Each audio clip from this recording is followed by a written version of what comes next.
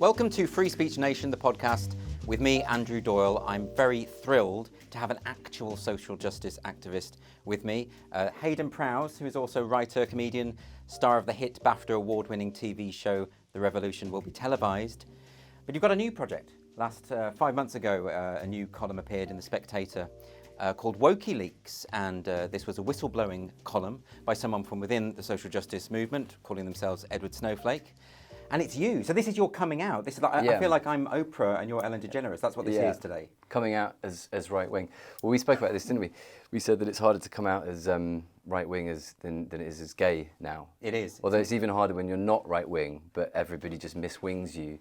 Yes. And tells you that you're a fascist. Exactly. It doesn't because matter. you slightly disagree with their opinion. Exactly. Well, the meaning of right wing has changed considerably. The ground has shifted. It has shifted somewhat. Yeah. So since this is your unveiling, why don't you tell us a bit about the project first, about Wokeyleaks, what it was intended to do, what it has done? Wokeyleaks has been a column in The Spectator for the last 5 months, where myself, a disillusioned social justice warrior, has been leaking information from deep in the heart of the social justice movement.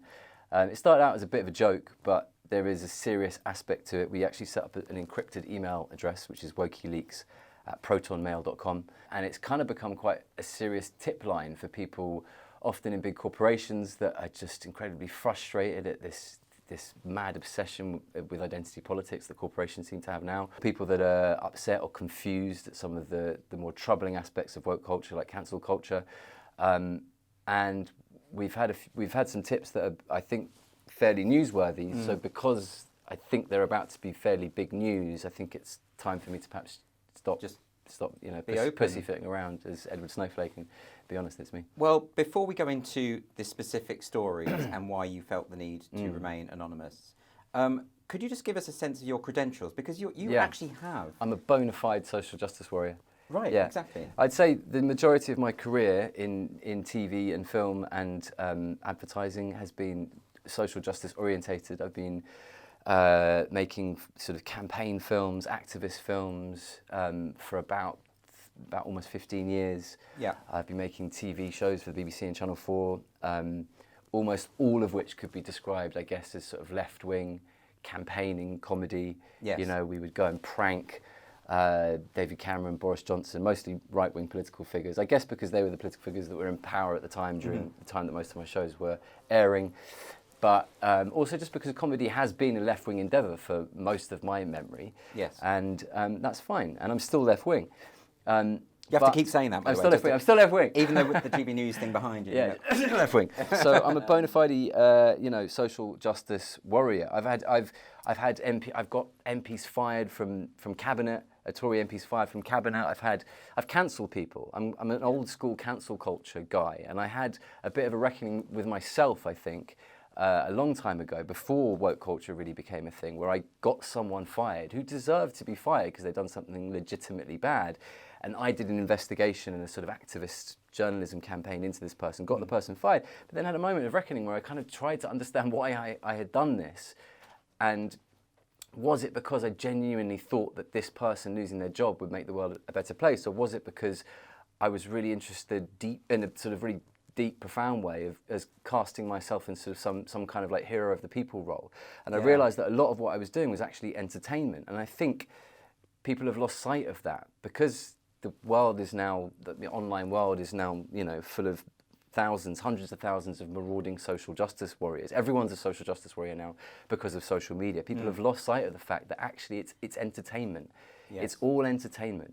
They're not actually doing anything, or maybe they are, but what are their KPIs? If you do a charity campaign, and I've done loads of them, you go back to the charity afterwards and you say, what's the KPIs? Like, have we, our key performance indicators, have we achieved what we promised you we'd achieve? But there's none of that in this completely unleashed world of social justice. I struggle to understand if it's made our society better. And I think you'd have to say that social justice, woke social justice, social media vigilantism began in earnest about 5-6 years ago. Yes. And has our society got better in the last 5-6 years? I think you'd struggle to find someone that'd say yes to that. Yeah, I mean, James Lindsay talks about this thing of this woke tipping point, and he thinks that everyone's got one. Even someone like you, who's so woke. Even a woke. Even the epitome of woke. The epitome of wokeness. That's what you are. I think you're the embodiment of the concept. But it's you're right. Well, you are, because it's interesting. Because when you started the Wokeyleaks thing, and I was tweeting out the articles, and I kept getting posts like, "Oh, this is just some right winger who's just going to have a go at the woke and stuff." And I wanted to say, I campaigned on the doorstep for Jeremy Corbyn at the last 2 elections. I've never voted anything other than Labour or Green. And you're completely right, because everyone, not everyone, but I've obviously told large numbers of people about the fact that I write Wokeyleaks. It's not a very well-kept secret. But all of my lefty friends that I speak to, because that's all of my friends, all kind of agree with me. You say to them, right, do you know what, I'm writing this thing called Wokeyleaks. And they're like, oh my God, thank God, it's going too far. And they say it not because they're any more or less left-wing, but I think they feel like it's undermining the genuinely important messages that the left could have and give still. Yes. And it's tearing them apart. I have the same experience, is that I often speak to left-wing people who are absolutely, because this social justice movement doesn't strike me as particularly left-wing. It's very middle-class orientated in its concerns. Yeah. And, and people can't believe that you can be on the left and opposed to this stuff because they associate. In fact, there was an article in The Independent talking about GBNews, and it mentioned me, and it said Andrew Doyle, who claimed to have voted for Jeremy Corbyn. Did you? Yeah, I did. When? Last election? One before. Yeah, I think anyone that did it in the last election was just that habit, really, wasn't it? Or pity, or something. But no, and that, to me, that's really interesting, is that it's become so much about left and right, whereas actually the social justice movement isn't really about left and right. No, you're absolutely right. They're kind of obsolete terms, and I don't really know what they mean anymore. I mean, especially since Brexit, I think we're all confused about what left is and what right is, and I think, I think it's not the way society is divided anymore, but we're still sort of stuck with these obsolete terms. But you say that you've mentioned it to friends and people you know that you've done this and that they're grateful for it and they think it's a good thing. Yeah. Have you mentioned it to anyone and they've had a kind of negative reaction? Not a single person. Right. Yeah. That's interesting. Maybe I've chosen fairly wisely, because I do know some batty left-wingers who would be very angry. But I think those people almost all of those people are social media famous. And I think there's a link between the craziness of wokeness and social media fame. Like I say in the articles, that never before in history have so many people been famous in society, right? Social media has created a whole new societal class that I call the famoisie that never existed 10 years ago. Like there are more people that self-identify as famous now than ever. I don't think Instagram actually or Facebook release numbers, but there are some figures to suggest that there are more people with 10,000 to 100,000 followers on Instagram than there are with 1,000 to 10,000. Yes. Right? So there is this large social group who think they're famous, and they have all the sort of endemic neuroses and narcissism and vanity that come with fame. You meet anyone that's famous, they're a bit fucking mad. and suddenly we have a whole societal class of mad people who have this sort of raving narcissism. So I couldn't agree more. You see it all the time. I've had it myself. Like I've done things in the name of social justice that I convinced myself was for social justice, that I realised was ultimately for clicks and follows and likes. I think a lot of it's about ego, not in you. I'm not trying to diagnose I want to out myself, because the thing is there's so much outing of other people. I think it's really important just to be honest about who you are. I want to out myself as a fake hypocrite social justice. Not always. There's stuff that I've done that's really good. Yeah. But I think in a society where our biggest problem is division, like perhaps the most important thing you can do is critique yourself a little bit and be a little bit honest about your own fuck-ups. Well, it's like Jordan Peterson says, get your own house in order. Get your own house in order, So you see, you're going to the dark side here, aren't you? Jordan Peterson. So why, okay, but you started... I hate Jordan Peterson, by the way, I'm very left-wing. I don't, I was just on his podcast. So why, though, when you started the Wokeyleaks thing, did you decide to be anonymous from the... I mean, if you're saying that actually you're sensing that now is the time where more and more people on the left are saying, come on, this has got to stop. Why remain in the closet, and why have you decided now's a good time to just come out? I remained in the closet because... I love that we're using this metaphor, by the way. It's so offensive. Yeah, to who? To gays? To gays. Okay. Yeah, I stayed in the closet because cancel culture is such a sort of, I don't even know what it means, but I genuinely am still worried that there are certain work that I won't do. Most of what I do right now is not on screen. I can't, as a heterosexual white middle class male, it's very hard to get a job anymore. In TV. I don't know if you're being serious or not. I don't know. I cut that out. No, let me just think about that answer.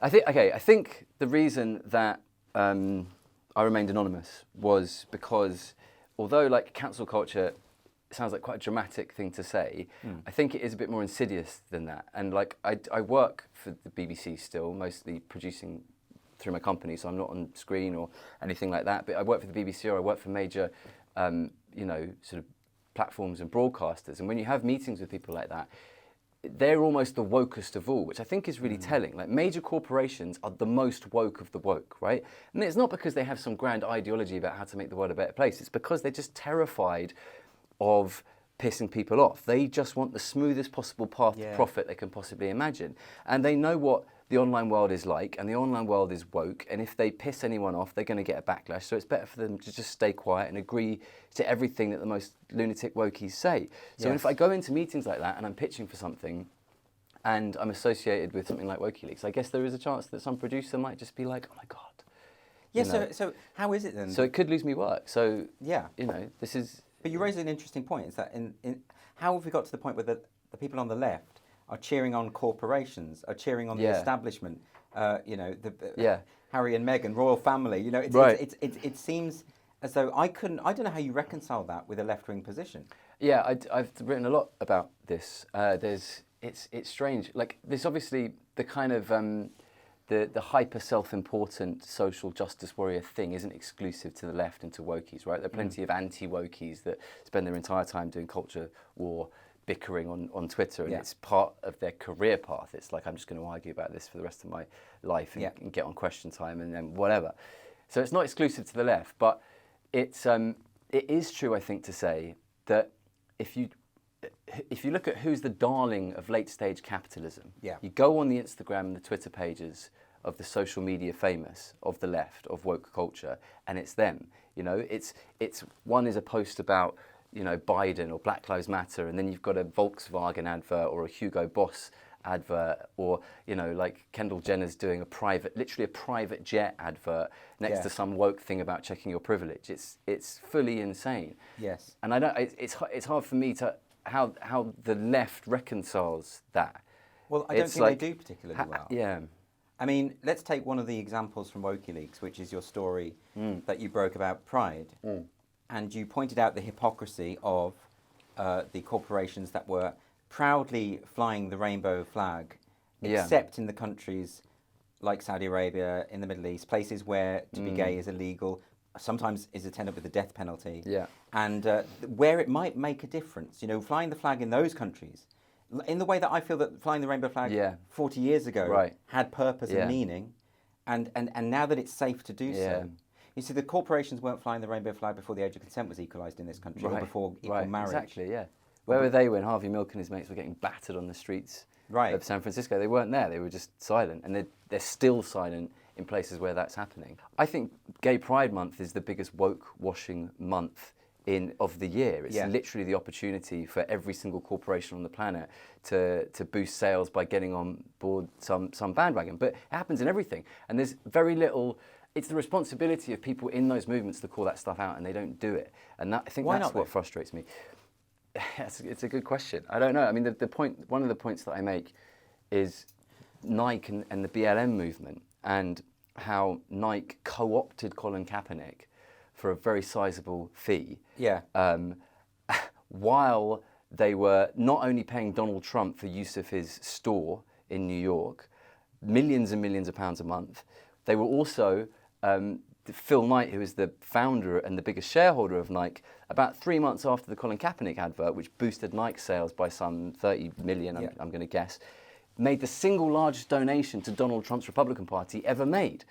Right. And it's this bizarre loop where, and I searched online for any BLM criticism of Nike for this mad hypocrisy, funding Donald Trump's Republican Party whilst also claiming to be BLM advocates, and there was none. Yeah. And why is it that I don't know why it is. Why do you think it is? I have no idea either.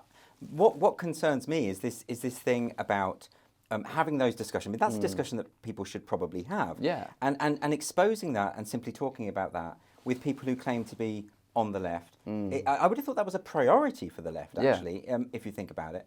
But, when I started criticising the social justice movement, because I saw it as anti-left, I saw it as anti-progress. Yeah. But even by doing so, I'd go into the performers bars at Edinburgh in the Fringe, and people would stop looking at me or move away. Right, yeah. People I've known for years. Yeah. And I started thinking, oh, well, I'm, in for a penny, in for a pound at this point. I may as well keep going. Yeah, yeah. But you haven't had that, so maybe it's just my poor personality. But I think maybe times have changed a little bit now. Maybe this is the time where people on the left, it's reached such a tipping point where they're like, okay, yes, we can have the conversation now. We can do this. I hope so. Because otherwise, you're going to just done it. You said to me before this podcast, "Don't do it," because no, that was my instinct. So I should actually clarify that. I didn't say don't do it. Heydon texted me to let me know that he was thinking about it himself, and because my immediate reaction, I just immediately sent back, "Oh, don't." And I was thinking of all the friends that I've lost by being openly critical of this stuff. Have you reconciled anything with any of them in the last? One. Yeah. So there's starting to maybe change. There's one friend who we're now friends again, and we didn't talk for about a year. But a lot of my closest friends have gone. Yeah. And I think too much has been said. Yeah. Not by me. I have to. And that sounds like I'm being defensive, but not by me. Yeah. But they've just been too horrible. Yeah. That I don't know how they could unpick that, even if they wanted to, because they're probably too embarrassed. Yeah. I think. So I don't know. So yeah, my reaction was because I was worried about you and your friendship group. Yeah. But I also know that it's the right thing to do. Yeah. And I did say that in a follow-up text. I'm going to point that out. You did. It's true. He did say it. I think it is the right thing to do because I have just felt I hardly tweet anymore as an example because I just feel so disingenuous doing it, and I feel like I've been really kind of intellectually dishonest. I think for the last couple of years, I haven't really said what I feel. I've had huge problems with the way things are going and not said anything. But that's really weird and scary that is the case, that people feel like that. And when not on balance, do you feel better being honest? I don't know yet. Let's see in a week when I lose all my friends and my mum won't talk to me. My mum's the most worried person. She's like, darling, you can't be right wing. And it's hilarious because my mum's very middle class. And actually I associate a lot of this woke politics with the sort of liberal Islington dinner party etiquette kind of conversation that I grew up with. And I love my parents, they're amazing, they're very left wing. Yeah. It's very much about not offending people. Yeah. It's very much about saying the right thing and gosh, you mustn't say that about immigrants and that sort of stuff. Yeah, and it's really... So it's more etiquette than... I think a lot of this stuff is etiquette, and I think that goes back to your corporation point because actually, I think in many ways, it's not in any of these people's interest to really deconstruct society in an extremely meaningful way, because that's what Brexit is doing, right? Or had the potential to do, and they all freaked out. So deconstructing a society that is working for you is a very scary prospect, whereas ticking some etiquette boxes and not offending people is quite an easy prospect. It also works for corporations because it's an easy press release. It's cheap as well. And it's a cheap press release, and they can continue to churn out, trainers and say BLM while employing slaves in China. And I think it's very surface. I just feel like I've out and cussed my mum because she's amazing. No, you were incredible. No, you were very nice about her there. Don't worry. She's brilliant, but it is it's a very middle class thing to be overly concerned with the etiquette of the etiquette of politics, and you see actually, Piketty has in his recent book, I haven't read, I've just seen a graph from it. I read the last one, I haven't read them. I haven't touched them. Right, okay. I read about a quarter of the first one and then gave up. Well, it's a long enough, it's a big tome, isn't it? It's a tome, yeah. But in the new one, he has this graph where he plots the dispersal of wealth between left and right. Yeah. And it is true that now more people that identify as left-wing are wealthier and more established people in society. That is true. And I think that is reflected in the politics. So it's in their interest to maintain the economic status quo? I think so, yeah. Insofar as if you want to put a rainbow flag on your Twitter bio, That takes no effort. No. You want to actually tackle economic inequality. That takes effort, and that's actually something that doesn't happen overnight. Fucking difficult, yeah. Well, you talk about this. It's like the economics has been completely removed from the left-wing argument. It used to be, from each according to his need. What is it? To each according to his need, from each according to their ability. You're gonna try and make me say it now, and it's a tough sentence to get out. But that economic aspect of left-wing thinking has been completely removed. It's now fully identitarian. It's to each according to their cisgender binary non-conformist thing. So that's really interesting. I think we should explore that a bit more, because I think I've spoken to people who from the social justice camp who will say, we are also concerned about class. We're also concerned about poverty. And yet I don't hear much of that noise. And sometimes the emphasis on identity, as in race, gender, sexuality, is quite palpably at the expense of class. And I just see that absolutely all the time. Yeah. Well, there's no month or day for working class people that have, where's the Deliveroo driver month or the, I don't know, or the... Is it because during the Brexit debate... I did see, I'm afraid, a lot of demonisation of working class people, and particularly after the vote came out. Yeah, and I did it, and you were part of this. On Brexit, you're the worst, dude. After the referendum, I remember walking around with my dad around Hackney, going, "These fucking idiots don't understand. They just don't fucking understand. It's fuck to the country." Yeah, like I had that fully arrogant attitude towards a fully democratic process, and. I think a lot of people had that. I think a lot of people had it, but it was tinged with class prejudice. Not in your case necessarily. No, it was fully in my case. Oh right, okay. But there was a lot of that. There was a lot of that, and I just think a lot of it is tied up with a kind of mistrust. Even in the early days when we were talking about like comedians like Dapper Laughs, and people would say that his comedy was potent and dangerous, right? They weren't saying that about Jimmy Carr's comedy, which was similarly dark. Yeah, the Dapper Laughs thing is the perfect example, because that was one of the sort of canaries in the coal mine for sort of woke cancel culture, because he was brutal. He was fully cancelled. I remember he went on Newsnight, sort of cap in hand, in a roll neck top, trying to look as middle class as possible, repentant, and he'd like sort of he'd sort of lost all his. Working class visual signifiers, and suddenly he was a sort of middle class performance artist, and he really came to the middle classes, the educated middle classes, to explain to them why he'd made this rape joke, which wasn't funny, and it was a bit like, oh, dude, come on. Well, look, he wasn't my cup of tea in terms of what he did. But Frankie Boyle, who I love as a comedian, had, Jesus, the rape jokes that guy did, and he's still the darling of woke culture. The hypocrisy was insane, and it was fully classist. Not that Frankie Boyle Well, Frankie Boyle is now middle class. That's the thing. It's like he may have grown up working class, but he is fully middle class now. Yeah. And Dapper Laughs was making comedy for like working class people. Yes. But it wasn't acceptable. And I think that, like I say, through the Brexit vote, but more generally now, that's something that I'm detecting more and more. And I don't know why it is. I don't know why you get more of the kind of social justice activism in the universities that have the more privileged kids, for instance. And I don't know quite what's going on there. Do you have any ideas? Well, I went to private school. Okay. And then I went to Sussex. So you'll know University. better than I will. Yeah. I think it's. It's not that complicated. I think it's a way of making yourself feel better about yourself. Often justifying your position in society. Is it about the appeal or allure of victimhood as well? I mean, to a degree, yeah. Insofar as I remember giving a talk at a very, very privileged school, very posh school. And the kids were doing a talk about the patriarchy and how oppressed they were. Yeah. Because it was a girls' school.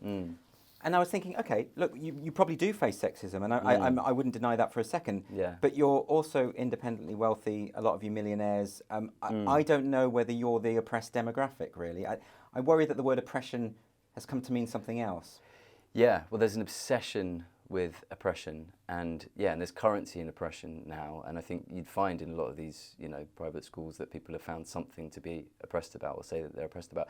I think a lot of it comes from a good place. It's like when I was doing social justice at uni as a privileged kid at Sussex University, where everybody is obsessed with particularly the Palestine-Israel issue and social justice generally. Like, I felt like I was changing things. I felt like this was the way to change things, and I think there is space for it. But I think it's like we're still operating in a world where social justice is a sort of marginal thing, but it's become such a powerful mainstream thing that it's important to check that power. Yeah. You know, people talk about punching up and punching down. It's presumably really important to check the power of something that has multiple millions of people on social media, that can end careers, that can change government policy.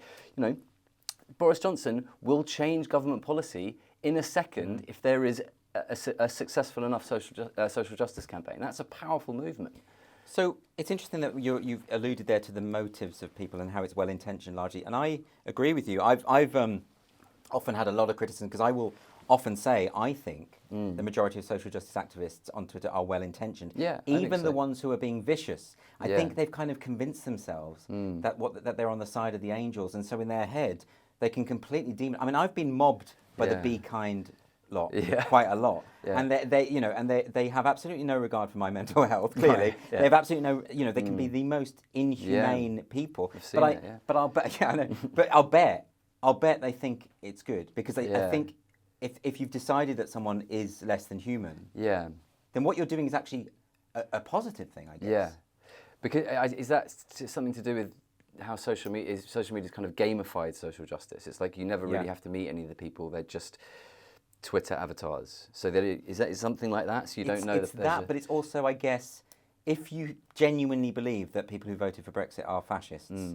well, you know, I would, if I was sitting with a fascist, I would be quite angry with that person. I wouldn't want to sit with a fascist. I would hate that person, I think. You know, and so I get it. And if they sincerely believe it. Well, this is why I think it is really important that you, and I really respect what you did a few years ago now, because you got all this shit for it, and it must have been difficult for you and your mental health, and so respect for that. And I think it is important for more and more people to come out and voice their concerns about the problems with this movement. You know, Glenn Greenwald and Matt Taibbi, two of the greatest campaigning journalists in the world, in my opinion, who are very left-wing, are coming out and talking about... They've suddenly just gone, this is crazy, guys, we need to stop. And I think part of what it is, I think the Hunter Biden thing was a good example, right? Because it's like nobody or very few people that I know on the left talk or discuss or even know about what happened with Hunter Biden, right?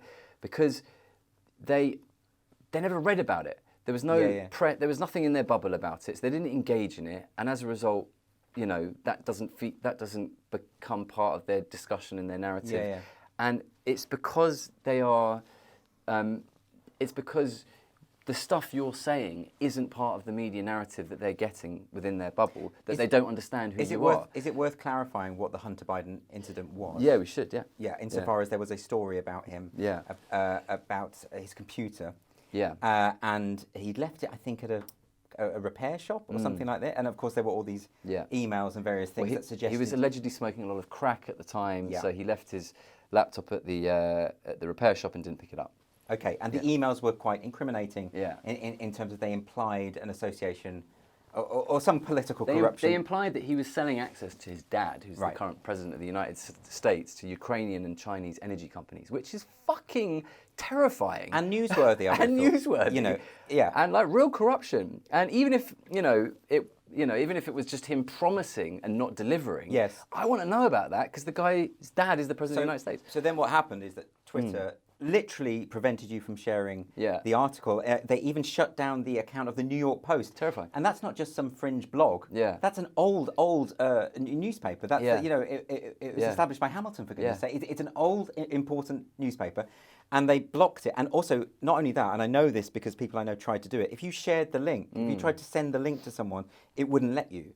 So they completely suppressed this story. That's so dystopian, isn't it? And we have the same thing now. You know, where for a long time, if anyone suggested that there might be a possibility that the COVID virus was leaked from Wuhan in a lab, that those accounts would be deleted, the posts would be deleted. And now Facebook and Twitter and the rest of them are saying, oh, well, maybe. So I think the moral of this story is maybe Facebook and Twitter and the rest of them shouldn't be deciding what we can read and what we can't read, right? Absolutely. So why is it that so many people are cheering them on? On the left, by the way. I really bizarre. have to emphasise this. I don't know, because I remember after Iraq, and we had the Patriot Act, and George Bush and Cheney were trying to push through these really sort of spooky surveillance laws that would allow them to be in all our computers. And, Edward Snowden exposed it all, and we saw what was happening. And it was the left that came out against that. And they were like, this is spooky, we need our privacy, we need our freedoms.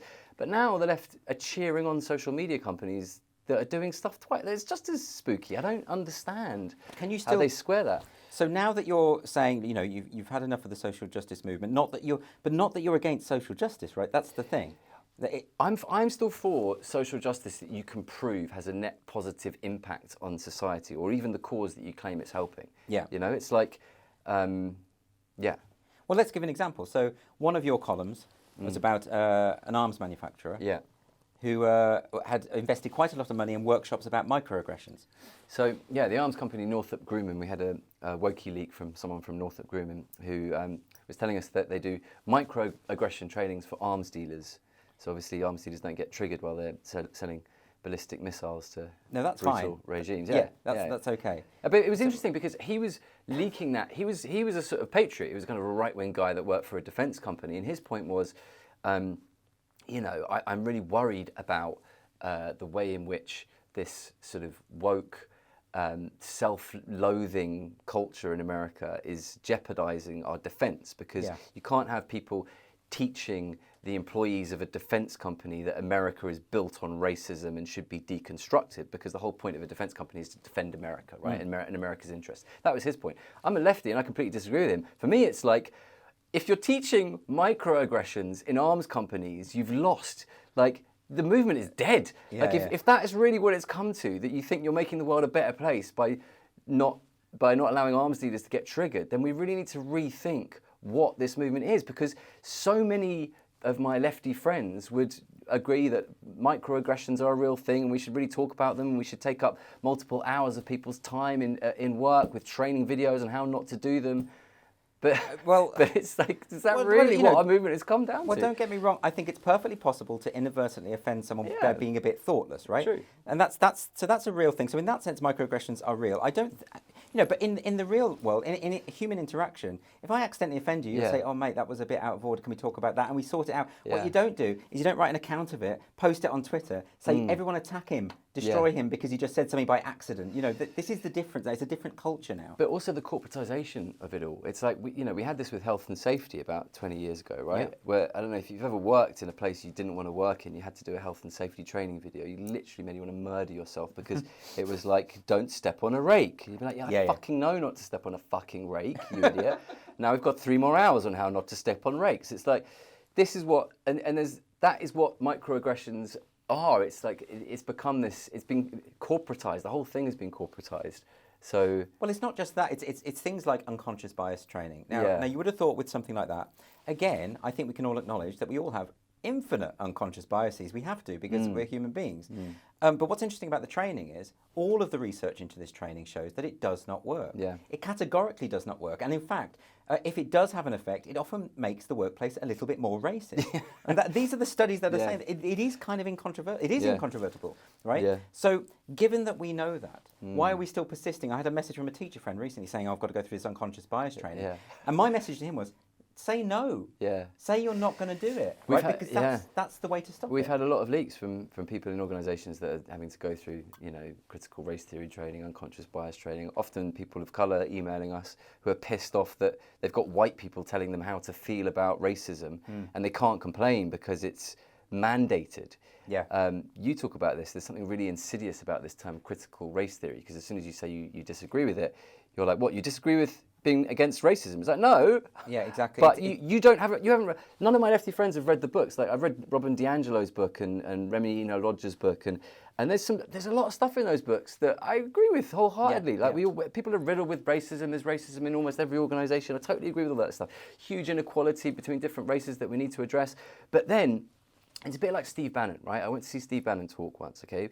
Don't agree with hardly anything Steve Bannon. I don't agree with any of Steve Bannon's solutions for how to make the world a better place. But if you go and listen to Steve Bannon identify the problems in society, you're like, fuck, you're right.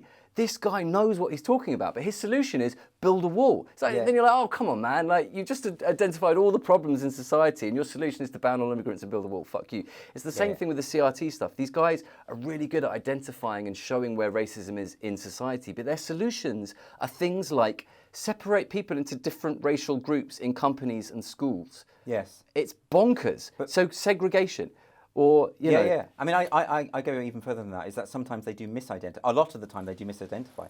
Because one of the central tenets of critical race theory is that actually there is no such thing as a human interaction or social institution that doesn't have racism at its core. Right. Which is a kind of faith. That's a kind of religious faith. Yeah. And even when the data... They say that they say it's not, it is anti-blackness in the room, it's where. Right, exactly. That's one of the things she says. I had a kind of, well, this is what, I mean, Robin DiAngelo creates a kind of situation where you can't win. Because her entire thesis on white fragility is that all white people are racist. Yeah.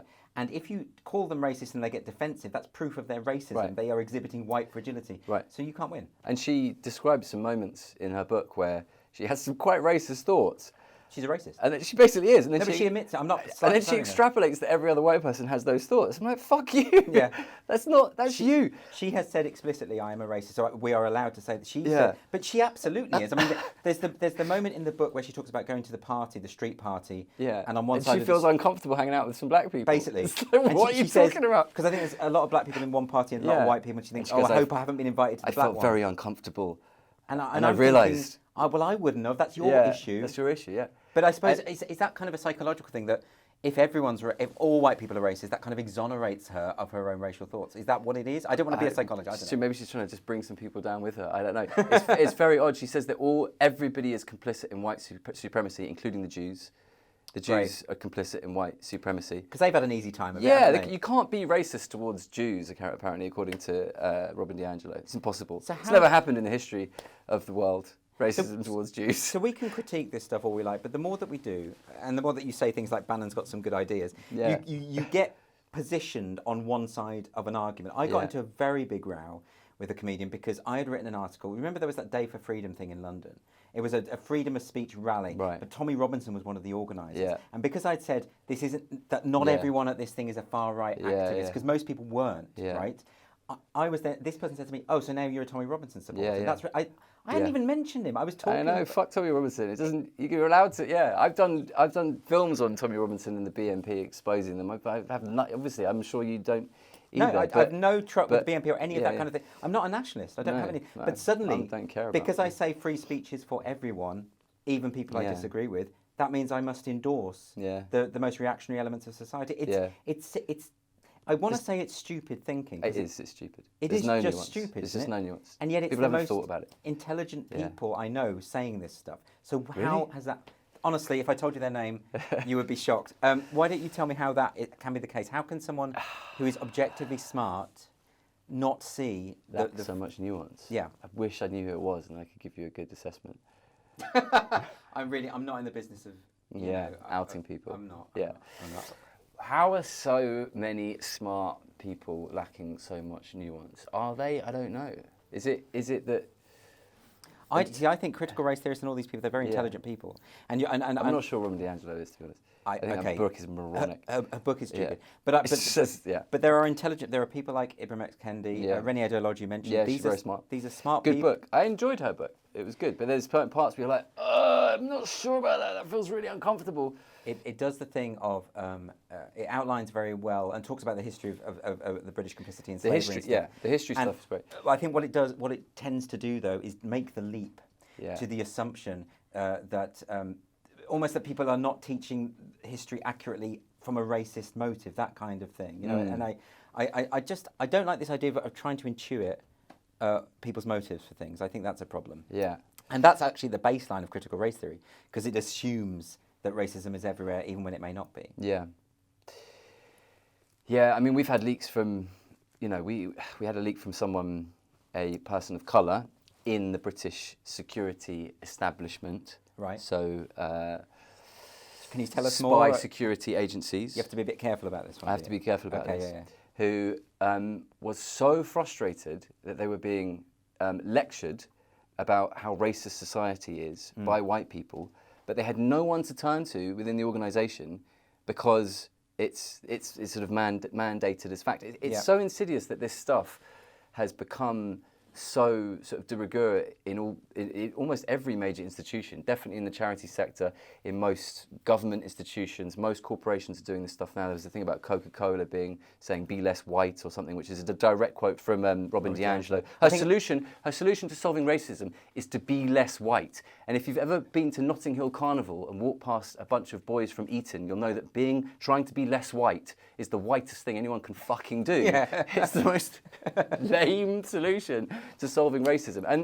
And corporations like Coca-Cola have taken this on, being like, try to be less white. That's the way to solve racism. And so there isn't, and I don't think people realise, because they haven't read these books, that there's a wholesale takeover of corporations with this type of thinking. And if you're doing something like, I didn't know half of this stuff until I started doing this, but now I'm reading about schools where kids come home crying because they've been separated into white and black demographic groups because of this CRT teaching. And I'm like, this is mad. Well, I think they framed it in a very clever way insofar as they call this discourse anti-racism, for instance. And Ibram X. Kendi has said that the dichotomy of racist and not racist isn't factual, because not racism is a form of racism. He says you have to be actively anti-racist. In other words, you have to go along with these ideas. Yeah. So again, it gets you in that sort of bind. Yeah. But because they use the language of progressivism, what it masks, I think, is that a lot of this is very regressive. And what people don't realise is that people like me are saying there is an alternative to tackling racism. Yeah. It's not that we don't want racism to be tackled. Right. It's that there's a better way. And the better way is social liberalism. Oh yeah, or even just like, can I just pick and choose some of the ideas from that book and throw some out because I think they're crazy? Like, is that okay, or do I have to just take on board every single thing I read because it's sacred? Right. That's what the way the woke movement, does have religious elements to it, and it's like you can't critique a book. You're not allowed to critique white fragility on the left because it's seen as like a sacred text. It's like, fuck off. There's loads of mad shit in it. Yeah. Read it. Well, a good example of this would be the intersectionality, because when Kimberly Crenshaw came up with this concept, she was right. She was right that, the example it was about a legal case with General Motors. Right. And what she discovered was that their defence, when black women were saying, they're being discriminated against at work, the company's defence was, well, we're not racist because we've got all these black men. Yeah. We're not sexist because we've got all these white women. Right. And of course, black women were falling through the cracks. Yeah. And it is possible, because intersectionality, the idea being that it's like an analogy, the idea that you're at an intersection of a crossroads. You can be hit by multiple forms of oppression. She's right. Yeah. Okay, she's right. Yeah. But that's become a kind of religion. It's become a kind of a way to almost put various minority groups against each other in a kind of hierarchy of grievance. It's very much divide and conquer, a lot of this. Yeah, which wasn't what she originally envisaged. Right, yeah. But so how can we say, let's critique elements of this, but let's take the positive elements as well? How can we do that without this tribalism that says, unless you accept it wholesale, you are on the other side? I don't know. I'll give you an example of the divide and conquer. There's a huge focus in the homelessness sector right now on race as a cause of homelessness, right? Mm-hmm. The largest number of people that are living on the streets in most major cities are single white men. And there are obvious these key racial things that determine, lack of privilege and housing overcrowding and homelessness and stuff like that. But there are many heuristics through which to understand that. And I think it's quite arbitrary and lacking nuance to just focus on race exclusively. Yeah. If I was the Tory party and I'd been, doing austerity for the last 10 years and cutting, public funding and housing and all that sort of stuff, I would love it if everyone turned around and said, the reason everyone's homeless is because of racism. I'd be like, yeah, it's the racism, yeah. It's not my austerity. Yeah, it's not me. It's because everyone's racist. That's totally fine. But it's this weird distraction from what's actually happening. Yeah. And a lot of what's actually happening is economics, like we talked about before, and that has been completely overlooked. And I think there's something else. There's no unifying narrative on the left anymore. The only unifying narrative on the left is criticism, is working out what the various injustices are within our country or within Western society, okay? And for me, this is why Boris Johnson still has these huge approval ratings, right? Because even though it's a really old and tired and done narrative, it is a narrative. It's sort of old school patriotism, it's nationalism, it's the idea of sort of national identity, it's get behind Britain and send the gunboats in, all that sort of stuff. You may think it's lame, but it's a narrative. There is no narrative on the left other than what is wrong with society. And this is why Jeremy Corbyn fucked up so much, is because all he could do was critique. There was no vision.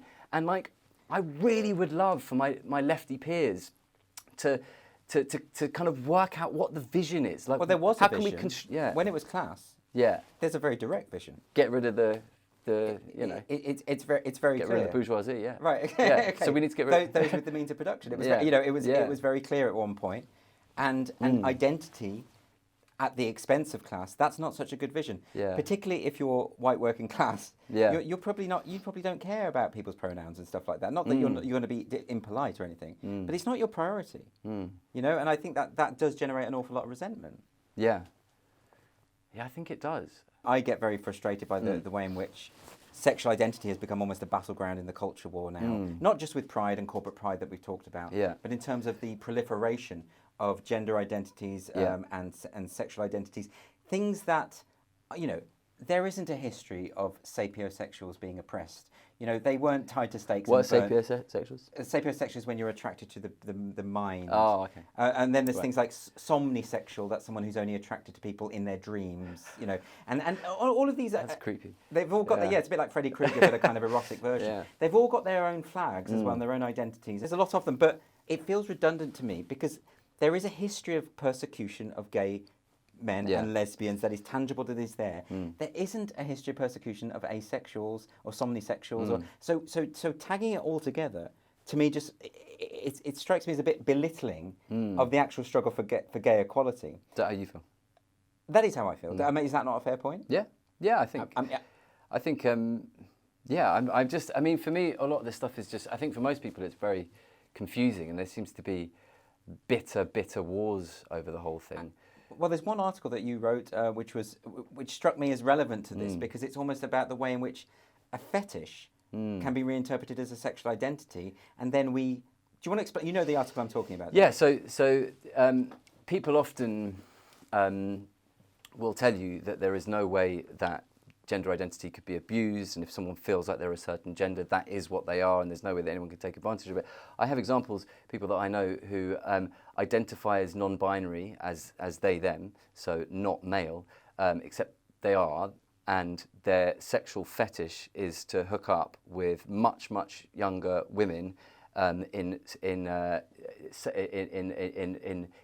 domestic and sexual sub-fetish scenes. So that means that basically you have a bunch of young women that live with you who cook and clean for you and then suck you off, right? That's your fetish. Thanks for clarifying that. That's your fetish. And you're a much older man, right? Yeah. But you don't identify as a man, so therefore it's fine. You have the sexual fetish of a 1950s patriarch, right? Yeah. But it's fine because you don't identify as a man. So you've reinscribed it as a kind of that you are almost a kind of victimized minority. Yeah, so this is all fine, and maybe it is all fine. I don't know. I'm just saying that it's there's surely a debate to be had around this stuff.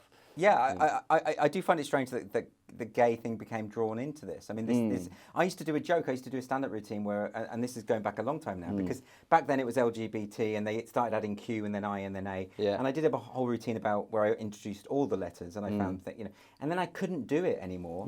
About 2 years ago, I had to stop doing that routine because the gay community was doing it for real. Right. And it suddenly became this big proliferation of letters, and it's very confusing.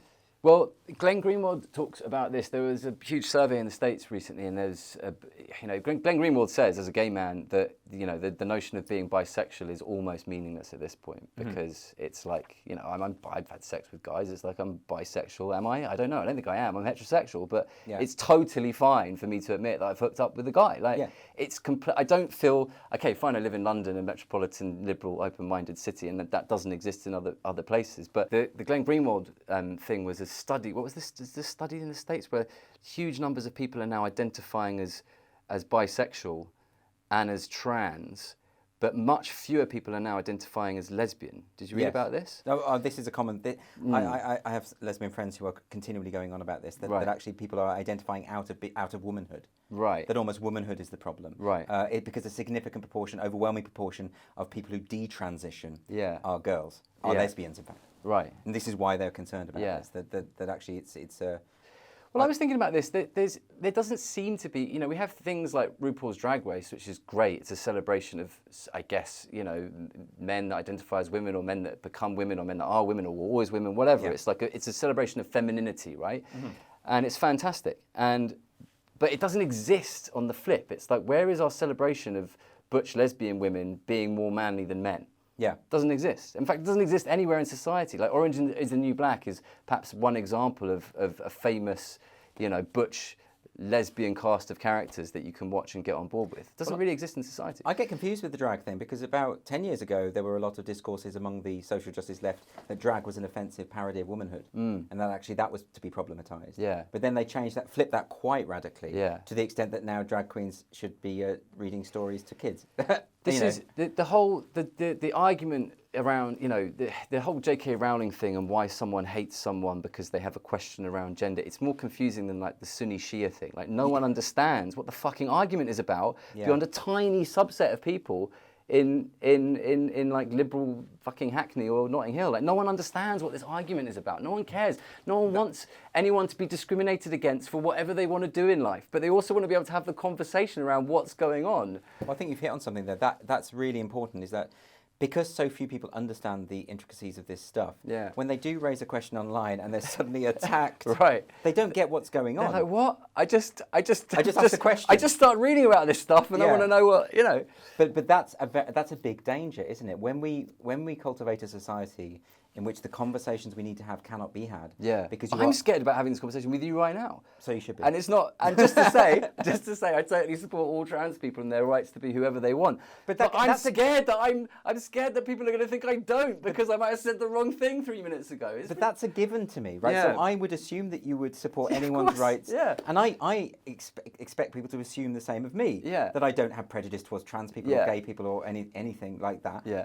But unfortunately, they make that assumption straight away. So any kind of criticism, I mean, even Stonewall's been doing this. Yeah. So anyone who says, I've got some concerns about your diversity champion scheme, I've got some concerns about the way you've been misrepresenting the law when it comes to universities and corporations, right? That's a legitimate concern. And what does the head of Stonewall say? Oh, well, you're all the same as anti-Semites then. I read about that, yeah. It's absolutely insane. The interpretation of assumption of hate. It's dinner party etiquette politics. It's the same thing. It's like, imagine everyone around the table and someone says, well, there are some concerns around immigration. And everyone goes, and then everyone's quiet and there's like an awkward silence. That is our politics now. It's like you literally, you can't say the wrong thing at the dinner party table because we're all middle class. What's wrong with getting something wrong? What's wrong with asking a question, getting it a bit wrong, and having a conversation about it and realising, oh, okay, I was wrong about that. 100%, yeah. Rather than having people, I mean, last week at Cardiff University, protesters, they'd actually, because some academics had criticised Stonewall's diversity champion scheme and the relationship with the university, student protesters actually produced a leaflet with their photographs, names, and a little image of a woman with a gun, very threatening, violent language. I mean, this is the discourse now. So these people are hateful, and therefore we can be hateful towards them. And it's important we have this discussion because there are real consequences to this. The stuff that is taking place in prisons, there are concerns around people who have criminal sexual histories in prison, men who then identify as women and go into women's prisons, or immediately put into women's prisons, and then sexual abuse takes place. This has happened, and there are court cases going on about this right now. And I don't know. I just want to know that doesn't happen. Yeah, I don't want to. I wouldn't want, someone to be stuck in a prison cell with a sexual offender who has decided to identify as a woman in order to be put into a women's prison. That for me is terrifying. I respect all trans rights, but I'd like to know what's going on there, please, and for us to have that conversation. It's one of those well-intentioned policies that is trying to be compassionate towards trans people. Which is great. But what it does is it leaves it open to exploitation by predators. Right. And it's not like this is a common thing, we should emphasise, but this has happened. And that's why I make the point earlier about this person that identifies as sort of non-binary but has these, young girlfriend. Not because I think he's doing anything wrong. It's like, fine, everything's legal that you're doing. Yeah. It's a bit weird, but fine. But like, there is clearly there is clearly some latitude to abuse. Of course, this system and the tolerance that people are trying to, and we need to be careful of that, and that needs to be a conversation that you have while protecting people's rights to be who they want to be.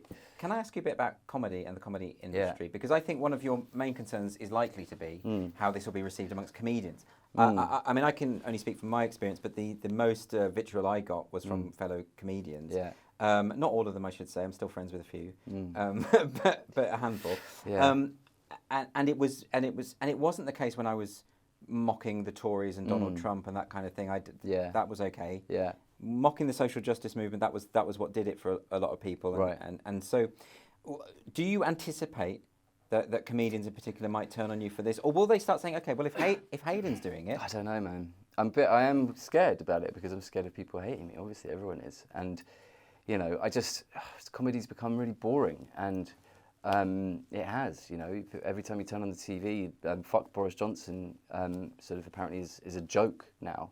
Yeah, that's like, a punchline. That's a punchline. Or Brexit voters are racist. Brexit voters, yeah. Yeah, and I think, like, my position on this is often misconstrued. So I'm often told that, oh, you think that you can't joke about anything, you can't say what you want anymore. I've never said this. I've never made this claim. I've never said that comedians are being censored. You know, I've never said that. What I'm saying is comedians are often They're self-censoring. Yeah, right. Exactly. Well, that's completely. It's Brave New World versus 1984, right? We're all doing it to ourselves now. We don't need to be told to do it. So I'm not imagining this. Then. No, because look, Bill Hicks was kicked off the Letterman show, I think in the 80s or 90s, because he was doing stuff about the anti-abortion movement, right? Yeah. You know, I've read an article in The Guardian the other day by lefty comedians basically trying to cancel Bill Hicks from the grave. They were like, oh, it was very problematic, a lot of his jokes. It's like, are you fucking kidding? You'd have cancelled one of the greatest lefty comics in history. Like, there's no one that isn't cancelable to them. Who is it? There was, fucking, look, sorry, I'm swearing too much.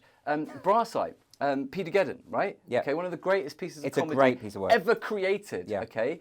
It was an hour of gags about child abuse and paedophilia. And it was, at that time, it was Mary Whitehouse and the right that were outraged and offended about this sort of like edgy left-wing comedy, and they tried to get these things cancelled, you know. There was even a show called The Mary Whitehouse Experience, right, where lefty comics took the piss out of how offended the right was about everything, because offending and like pushing boundaries was an exciting, fun thing to do in comedy. Look where we are now. Who are the people that are trying to cancel comedies? Who are the people that are trying to cancel gags? And then, but how? It's the left. What? But has this become? Is this because, I mean, I've often thought about this, is why we're in this position, why you can end up with someone on TV who clearly hasn't got any material as such, but they are just spouting the right talking points and getting applause rather than laughter. Fuck the Tories. Right. Yay! So is that because... Not a Tory, by the way. We'll keep emphasising this. We'll probably we can put it as a strap line. Is it because of the gatekeepers of the industry? Is it because the people in the industry are basically just... Maybe they just don't know much about comedy and they're just looking for people to endorse their worldview. Is that it? I mean, it's complicated slightly because we have a Tory government, you know, so we have a right-wing or conservative government in control. So I suppose from a TV commissioning editor's point of view, they're thinking, well, we mock those who are in power, so the Tories are in power. But then when you talk about the culture war, that's, like we said before, nothing to do with left and right. Actually, and they are some of the most powerful people in society, even though... They don't want to be mocked. Maybe it's that. Well, maybe it's that. Yeah. Maybe it's that because so many of them have completely imbibed this ideology. They want to laugh at themselves. You know, America is a lot better on this. They're sort of coming back from the brink of all this madness, and there's a strong seed of people who are, you know, just making funny jokes again, not fucking constantly tying themselves in knots about what's, you know, about etiquette. Well, I think maybe in the live experience you get that more because when you have the live comedy experience and people are just so relieved that someone's telling jokes again. Yeah. And they're more than that. They're relieved that the comic isn't patronising them. Again, it's very middle class, a lot of this. It's like the dinner party Islington conversation. It's like, you know, don't offend people. There's a strong tradition in Britain of people just taking the piss out of each other. Yeah. And it's a sort of form of camaraderie. It's like anything's on the table, you'll just gun anyone. If you grew up in the 80s and 90s, you'll know that gunning, it was a way of showing affection almost to your friends. So like there is a lot of comedy in that, and it doesn't mean that you hate that person. It could be your best friend in the world, but you point out he's a bit fat and it's fine. It doesn't mean you hate fatness or fat people. It's just it's just your life. And look, if you are offended, I'm a bit fat actually because lockdown, I gained a lot of weight in lockdown. Thanks for mentioning that. Yeah, no, don't worry. But I think in being offended is fine. I think you know, like there are some things that would offend me, and I would not go and see that act. I think the expectation though that a comedy night that you might not get offended or that something might that you can be somehow insulated Yeah. from the possibility of offence. Yeah. That strikes me as very unrealistic, actually. And I know you can It's terrifying. You can set up a club. There's a club in London where they guarantee that no one will be offended, and they do. Oh my God, that sounds so fun. The comedians sign a contract saying the things they can't joke Brilliant, about. yeah. And then audience members will wear a green sticker if they consent to be talked to. Okay, yeah. And if yeah. they're not, Yeah. if they're not, then they don't. Yeah. And do you know what? That club is entitled to set up that club. Yeah. I support their right to do it. And maybe there's an audience for that, and that's great, right? But I think generally speaking, that's bad for the art form because when the best stand-up is exhilarating because it's taking risks and you sort of don't know where it's going to go, and there might be the chance that you might be upset by something or offended, and that's sort of fascinating. That's exciting, yeah. There's a great book called Coddling of the American Mind, which sort of charts how we've all become big babies essentially, and we protect our kids to the degree that they're not able to look after themselves anymore. And I think there is a truth to it. There's a great book, not to get too bookish about it, but there is a great book by Nicholas Taleb called Anti-Fragile, and it's the idea of being anti-fragile. That doesn't just mean you're robust. Yeah. So like someone can insult you and you shrug it off. It means that like people insulting you makes you stronger.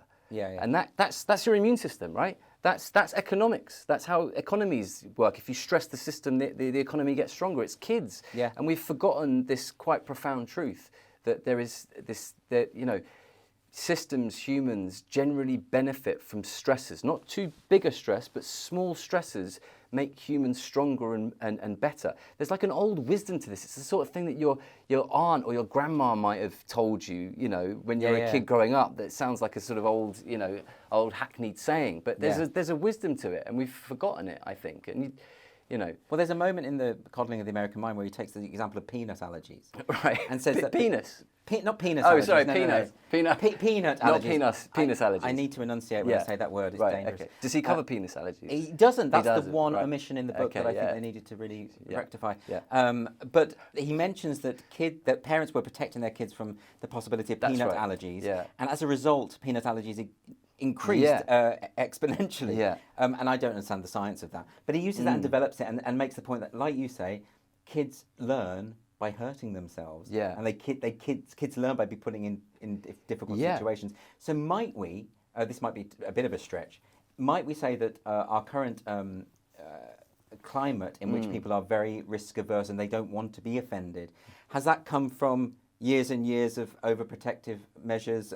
We'll look at coronavirus, look at COVID. I think we're terrified of risk at the moment. Our whole society is. And it's not, Nicholas Taleb says in Anti-Fragile that if you're terrified of risk and you're terrified of taking risk, you end up with what's called a black swan event. So you build up obsoleteness and problems within the system to the point that it all comes crashing down, like the 2009 financial crash, right? Yeah. It's like you haven't addressed the problem because you haven't stress tested the system. And I think that's a genuine worry. If we're all so coddled that we don't know how to manage our own lives, we don't know how to avoid risk in a pandemic by doing something sensible, we have to be told where to go and when to stay indoors and what to do and what not to do. We're not autonomous units anymore that can navigate the world in a safe way. Yeah. We've given all our power to someone else. Will you continue writing the Wokeyleaks column now that you're out? The reason I had to come out is because we've got some big stories coming up. Yeah. It's like I said, like Wokeyleaks at protonmail.com is becoming a genuine tip line. Yes. We started it as a kind of tongue-in-cheek thing, but we've had some quite serious emails from people. Yeah. Sort of highlighting some quite serious concerns about this new sort of form of woke zealotry. And we're going to run some stories about them, but they're like serious stories. Yeah. So I think I need to be the author of those stories. So with all these stories that you've uncovered, has it given you any greater sense of why it is that this ideology has spread so far, so wide, so quickly, and has achieved so much cultural clout? Yes, I think it's because the scale and the multiplicity of the problems that we face as a society are so great that it's easier for us to focus on small problems. It's like making sure people don't get offended in the workplace rather than dealing with global catastrophic climate change.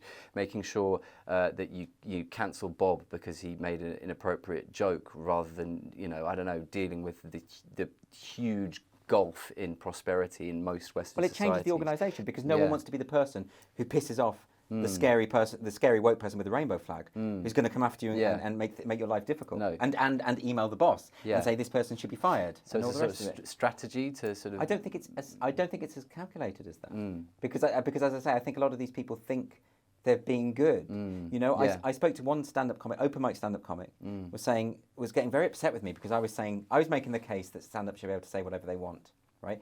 And she was getting very upset. She was saying, you don't understand. I have to go to open mic shows, and at the end of every show, I have to go up to the comics and tell them why they shouldn't have been joking about these things. I have to do this, and you're not helping. You should be telling them that they should, you know. Yeah. Now, that's to me mad, and I sort of think, you know, I'm surprised she hasn't been punched for that. Like, because you know, you're going up and slagging up a comedian's material. Yeah. But she genuinely thought Yeah. that what she was doing was not only right and virtuous, but necessary. Yeah. Now that's a mindset that I don't know how to de-radicalise, because I think it is at this point a case of de-radicalisation. People often compare it to religious movements. There are religious elements Yeah. to it. Often at the end of days, you have a sort of explosion of cults. Yes. I think it's You pretty, do, don't you? pretty clear that things are fucked. Yeah. What you've got to do is look at some of the art in the art world right now, and you realise we've reached peak capitalism. It's the fall of Rome. Are you kind of actually period. predicting the I end think of the world now? things are pretty bad, and I think in moments like that, you know, you have it in Tale of Two Cities. Just before the revolution, there's a great scene that Dickens writes about the court of Louis XVI and all of the crazy cults and the babblers and the hangers-on and the courtesans and the people kind of fucking running around the place doing mad fucking shit and getting all the money in the process. It's like we're at peak capitalism. Shit is going to fall pretty soon. Well, like, and this is a sort of product of that. Well, like late stage Rome was very sort of decadent, and there's lots of gender ambiguity. Exactly. Of that, you know, So we should enjoy it while we can. This is why have as many orgies as you possibly can, because it's all going to fall, and we're going to go back to like full on sort of like prehistoric barbarism, Stone Age. This is why you've come out, because you just want to have as many orgies as possible, and you want to predict the end of the world. Exactly. You think it's all over? I think it's all over. Yeah. It's all over, Yeah. everyone. So we've had Heydon Prowse here, the Oracle of Doom. Yeah, it's all over. AKA... Enjoy your wokeness while you can. In the meantime, leak to Wokeyleaks and go to The Spectator to check out the Wokeyleaks articles. Thank you very much, Heydon, for Thanks for coming on having and me. bearing your soul. And yes, I would advise read the Wokeyleaks columns. And please, someone at least try to cancel me, because I just going to feel so lame if no one even tries. Imagine if no one tried. Imagine if no one cares. Imagine That'd be the worst thing. Yeah, imagine if it was just like, yeah, so what? it's fine. This has been Free Speech Nation, the podcast, with me, Andrew Doyle, and my guest, Heydon Prowse. If you enjoyed the podcast, please do like and subscribe. Follow us at GBNews, and please don't cancel Heydon. See you later.